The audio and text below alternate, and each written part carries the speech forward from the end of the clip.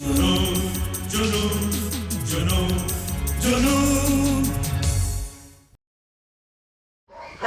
क्या हुआ? कौन था जिसके पीछे कुत्ते पड़ गए थे? बड़ी मुश्किल से बचे मेम साहब। चाचा जी न जाने फाटक के पास क्या लेने आए थे। सामने वाले के कुत्ते खुले थे, बस टूट पड़े उनके ऊपर। और वो देखिए सामने बैठे हुए। कौन चाचा जी? वो अपने मनमोहन चाचा जी।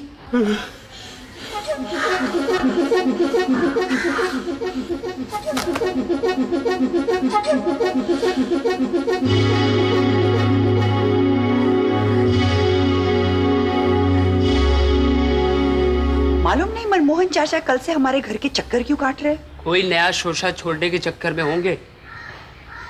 गेट अच्छी तरह बंद कर दिया ना? अब वो इस गली का मुंह तक नहीं देखेंगे। वैसे गेट अच्छी तरह से बंद कर दिया है। ठीक है।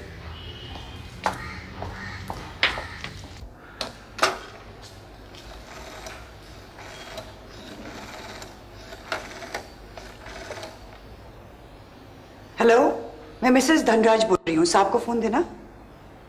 हाँ सुनो, आज फिर चाचा मनमोहन हमारे घर के चक्कर काट रहा था। किस वक्त? अभी? वो चाहता क्या? उसके इस तरह रोज हमारे घर के चक्कर काटने का जरूर कोई मकसद होगा, नहीं तो वो खामखा वक्त बर्बाद करने वाला आदमी नहीं। ये तो खैर हुई कि सामने वालों की डोबरमैन उसके पीछे पड़ गए। काट खाया? चलो शायद अब ऐसी हमाकत ना करे, लेकिन वो करने क्या आया था? हरी कह रहा था कि वो सामने वाले घर के अंदर भी गया था, टूटे मकान के अंदर। नौकरी उस सुमेर राजवंश की जो कर रहा है। अब देखो ना, सारी कड़ियां जुड़ती नजर आ रही हैं। तुम होशियार रहना। सुनो, तुम जब भी वैशाली को स्कूल से लेने जाओ, ड्राइवर को साथ रखना। तुम इतने घबराते क्यों हो? घबरा नहीं रहा, तुम्हें खबरदार कर रहा हूं। अब सुमेर राजवंश जैसे कमीने आदमी से वास्ता पड़ा है तो एहतियात तो जरूरी है ना Seema. Okay, see you. Bye. ये 859 है, 857? 859। लेकिन ये तो 857 लग रहा है। अगर तुमने एग्जाम में भी ऐसे ही लिखा ना तो तुम्हारा एग्जाम ना मेरी तरह कंफ्यूज हो जाएगा। फिर इस सम के लिए तुम्हें एक भी मार्क नहीं मिलेगा। चलो। सॉरी मम्मी, साफ साफ लिखूंगा। चलो देखो। राजा साहब मुझे बचाइए। ओह डैम इट, ये तो मनमोहन धनराज। तुम्ही ने उसे घर का रास्ता दिखाया था। अरे भाई, अब दफ्तर के लोगों का घर पर तो आना जाना रहेगा ही ना। तुम भी कमाल करते हो। तो दरवाजा खोल दो वरना दरवाजा ना तोड़ दे वो। ठीक तरह से, हाँ।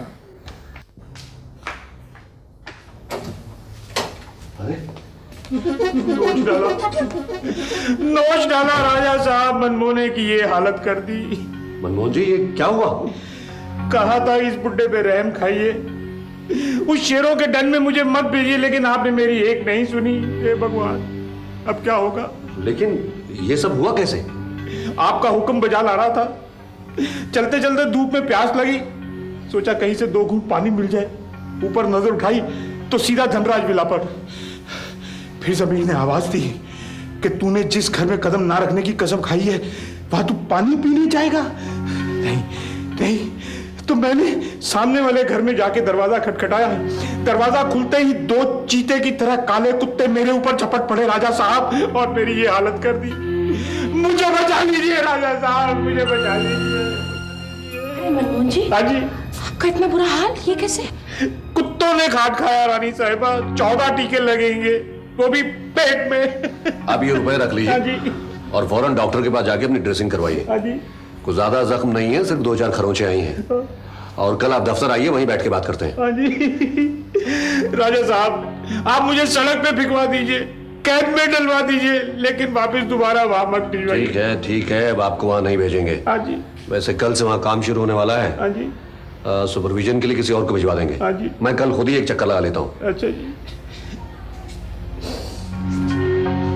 इस नन्ही सी जान पर कितनी मुसीबतें आ रही हैं। ठीक है, मुसीबतें नहीं आएंगी। चलो। थैंक यू राजा साहब, थैंक यू रानी साहिबा। ये ऐसी कौन सी जगह गए थे जहाँ इन्हें कुत्तों ने खा लिया? धनराज विला के सामने कहीं गए थे। इतने बुजुर्ग आदमी हैं, इन्हें वहां भेजने की क्या जरूरत है? अरे अब कुछ ना कुछ काम तो करना ही पड़ेगा, वरना क्या बैठे बैठे मुफ्त की रोटियां तोड़ेगा। मैं तुम्हें जानती नहीं। तुम चाहते हो कि आहिस्ता आहिस्ता आदित्य धनराज को यह पता चल जाए कि ये सब तुम करवा रहे हो, तुम। एग्जैक्टली मैंने उस रईसजादे की रातों की नींद तो हराम कर दी है, मगर इससे आगे भी अब तुम देखती जाओ।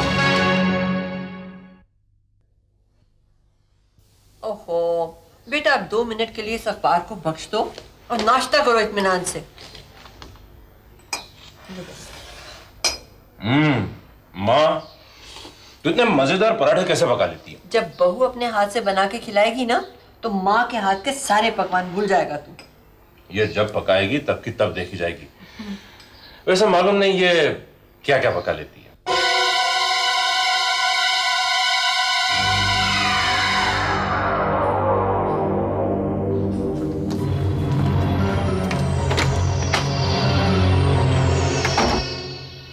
बेचारी औरत को क्या क्या झेलना पड़ता है। नील बेटा, ये बहू आजकल इतनी चुप चुप क्यों रहती है? नहीं तो ये पहले भी कहाँ ज्यादा बातें करती थी। इसका तो नेचर ही है ऐसा। नहीं, ये बात नहीं है। पहले फिर भी कुछ तो बोलती चालती थी, अब तो बिल्कुल ही बात नहीं करती। माँ, तुम यूं ही परेशान हो। तू बैठा रह, मैं देखती हूँ। हेलो। अरे हाँ अग्रवाल साहब, नमस्कार। आज बड़े दिन के बाद फोन किया। चलिए, हमारी ना सही, बिटिया की भी याद नहीं आती आपको? अरे नहीं बहन जी, नहीं नहीं, अब मुझे कोई फिक्र नहीं। आप जैसी माँ मिनी को मिली है, अब चिंता किस बात की। आपके प्यार ने तो उसे अपने डैडी को भी भुला दिया है। एक बार भी फोन नहीं किया उसने। अच्छा बहन जी, नील कैसा है?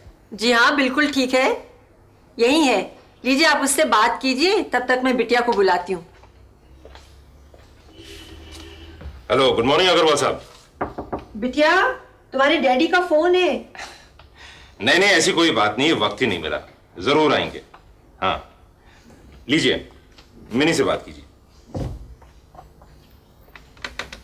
हेलो डैड, कैसे हो? ठीक हूँ, बहुत खुश हूँ। आप खुश हैं ना, तो सब ठीक है। बेटे, किसी दिन नील और बहन जी को लेकर हमारे पास भी आ जाना चाहिए ना। अरे अपने मायके को कोई एकदम इस तरह थोड़े ही भुला देता है। आ जाएंगे, जल्द ही आ जाएंगे। हाँ हाँ, ये घर देर से आते हैं ना, इसलिए आएंगे। ठीक है, आप मम्मी से ही बात कर लीजिए। बाय। हाँ जी, नहीं नहीं, जल्दी आ जाएंगे। हाँ, शायद अगले इतवार को ही आ जाएं। मैं जरा बस नील से बात कर लूं। ठीक है, मैं बता दूं। Bye bye. नील बेटा, मेरे दिमाग में एक बोझ सा है। मुझे लगता है कि अग्रवाल साहब को हमें अब और अंधेरे में नहीं रखना चाहिए। मेरा तो जी चाह रहा था कि आज ही फोन पे उन्हें खुशखबरी सुना दूं, पर फिर सोचा नहीं, तुम दोनों से पूछ लूं। मिनी से पूछ लेते हैं, जब वो कहे अग्रवाल साहब के पास चलते हैं। ठीक है, मैं चलता हूँ। अच्छा जाओ।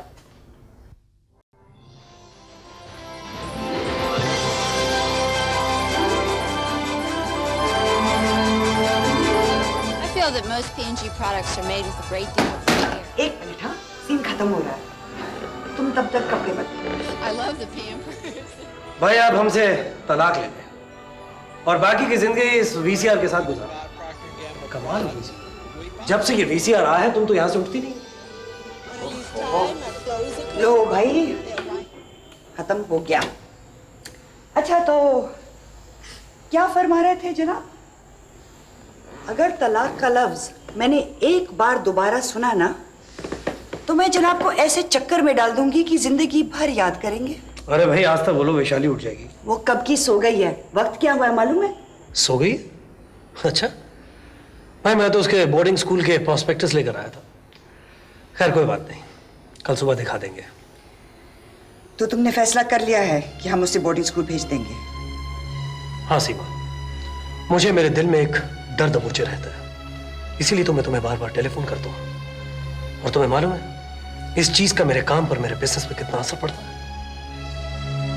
ठीक है, मैं उसकी खातिर अपने सीने पर पत्थर रख दूंगी। आज वो मनमोहन फिर तो नहीं आया था?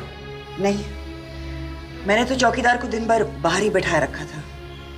हाँ, शायद वो अपने जख्मों को चाट रहा होगा। सीमा, मुझे अब यकीन है कि वो सुमेर राजवंशी उसे यहां पर टो लेने के लिए भेजता है।